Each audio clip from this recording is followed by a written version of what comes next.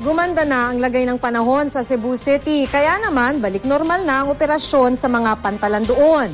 Sa Iloilo City naman, nananatili pa rin sa evacuation center ang mga pamilyang nasalanta ng masamang panahon. Makibalita tayo kay Mavic Chewing ng GMA Iloilo.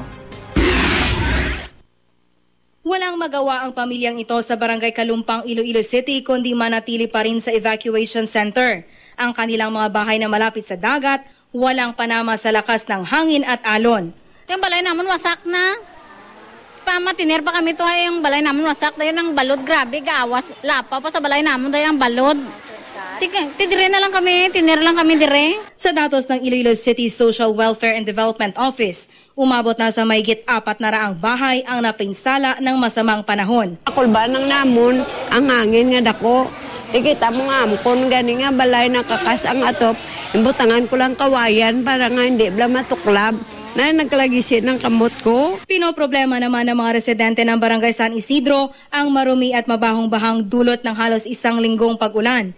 Hindi pa raw kasi humuhupa ang baha at nag-aalala sila na baka magdala ito ng dengue at leptospirosis. It will take months mag-subside ang tubig. Hiling nila ang maayos na drainage system. Amon din nga lugar, nubo gid siya. So kulang ang drainage nga gina-supply nila. Tiniyak naman ng lokal na pamahalaan na masolusyonan ito.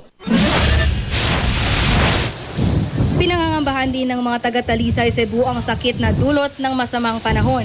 Ang DOH Region 7 nagsagawa na ng inspeksyon sa mga barangay na malapit sa dagat.